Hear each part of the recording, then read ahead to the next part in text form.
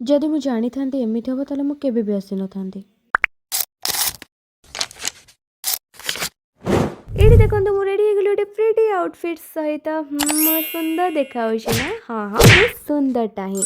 Guys it's self love guys, self love. ତ ready ହେଇସାରିଲା ପରେ ମୁଁ ମୋ ଚଷମା ପିନ୍ଧିଲି ଆଉ ତା ସହିତ ନିଜକୁ ଟିକେ କ୍ୟାପଚର୍ କରିଦେଲି। କ୍ୟାପଚର୍ କରିସାରିଲା ପରେ ମାମାର ମୋର ଟିକେ ଗପସପ୍ ଚାଲିଥିଲା, ତା ସହିତ ଅଟୋକୁ ମଧ୍ୟ ଆମେ ୱେଟ୍ କରିଥିଲୁ। ଏଇଠି ଆସିକି ପହଞ୍ଚିଗଲୁ ମାର୍କେଟରେ। ରିଗ୍ରେଟ୍ର କାରଣ ହେଉଛି ଏଇଟା ହିଁ, ଆମେ ପୁରାପୁରି ଭୁଲି ଯାଇଛୁ କି ଆଜି ହେଉଛି ସୋମବାର, ଆଉ ସୋମବାର ଦିନ ମାର୍କେଟ ବନ୍ଦ ଗାଇସ୍। ଆଉ କ'ଣ କରିବୁ, ରିଗ୍ରେଟ୍ର ସହିତ ପଛ ମାର୍କେଟକୁ ଗଲୁ। ଏଇଠି ଛୋଟ ମୋଟ ଦିଦି ମାମା ସପିଂ କଲେ ତାଙ୍କର କ'ଣ ଷ୍ଟେସନାରୀ ଜିନିଷ, ମୁଁ ଏଇଠି ଦେଖୁଥିଲି ସେମାନଙ୍କୁ। ତାପରେ ଏଇଠି ମୁଁ ଛୋଟ ଛୋଟ ଇୟରିଂ ଦେଖିଲି, ଯେହେତୁ ମୁଁ ଏବେ କାନ ପିୟର୍ସିଂ କରିଛି ଉପର କାନ, ତ ତା ପାଇଁ ମେ ବି ଏଇଟା ଭଲ ଲାଗିବ, ତ ମୁଁ କିଛିଟା ନେଇ ଆସିଲି। ଏଇଠି ମାମା ଲାଇଟ୍ କିଣୁଥିଲା, ତା ବାର୍ଗେନିଂ ସ୍କିଲ୍ସ ଦେଖି ମୁଁ ଚାଲିଗଲି, ମୁଁ ହେଠୁ ପଳେଇଲି।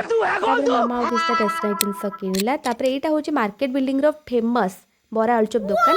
ତ ଏଇଠି ମୁଁ ଗୋଟେ ପ୍ଲେଟ୍ ମଗେଇଦେଲି, ଆଉ ତା ପାଖରୁ ମୁଁ ବି ଟିକେ ଟେଷ୍ଟ କରିଦେଲି। ମୁଁ ତ ଅବଭିୟସ୍ଲି ଆଗରୁ ବହୁତ ଥର ଖାଇଛି, ବହୁତ ହି ଭଲ। ତାପରେ ଏଇଠି ମାମା ଟିକେ ଗଜାମୁଗ ସାଲାଡ଼ ଖାଇଦେଲା। ଖାଇସାରିଲା ପରେ ଏଇଠି ଆଉ କିଛିଟା ଛୋଟ ମୋଟ ସପିଂ ଆମେ କରିଦେଲୁ, ଯେହେତୁ ବନ୍ଦ ଆଉ କ'ଣ ବି କିଣିବୁ। ଡିରେକ୍ଟଲି ଆମେ ଘରକୁ ଚାଲିଲୁ। ଘରକୁ ଗଲାପରେ ଦେଖିଲୁ ଫ୍ରେଶ୍ ଫଳ ପଡ଼ିଥିଲା।